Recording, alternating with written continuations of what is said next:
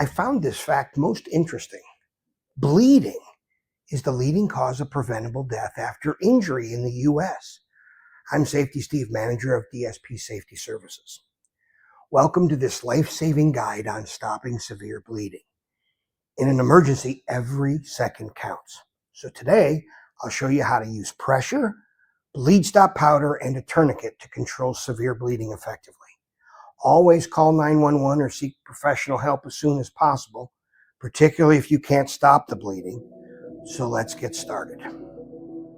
Live demo.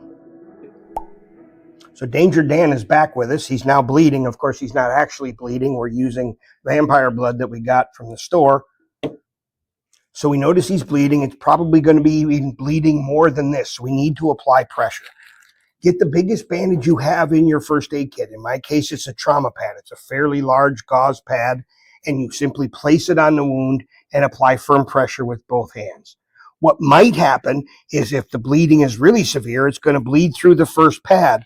So grab some more gauze pads and just place them over the top, and then again, apply pressure. Blood's going to soak through, but keep applying pressure, adding gauze as needed. Using bleed stop powder. If the bleeding doesn't stop with direct pressure alone or the wound is deep, use a hemostatic agent like bleed stop powder. Open the packet carefully and pour the powder directly on the wound, covering it completely. This powder will promote clotting by absorbing the blood and forming a gel. Once the powder is on, immediately reapply the gauze and apply pressure. Applying a tourniquet. For severe bleeding on an arm or leg that won't stop, a tourniquet is your last resort. Use a commercially available tourniquet or make up your own. I happen to buy this one on an online retailer. We want to place it about 2 to 3 inches above the wound, but not over the joint. So we're going to slide it over the wound and pull it tight. And then once it's tight,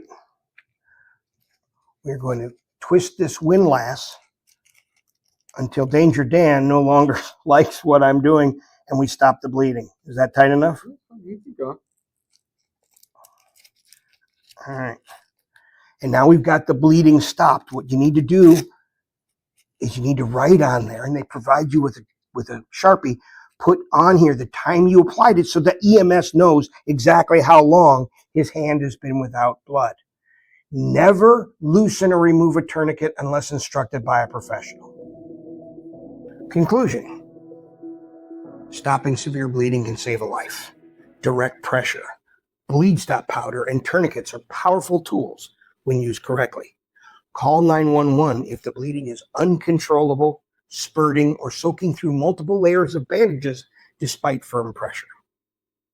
Stay alert. Stay safe. Safety Steve out.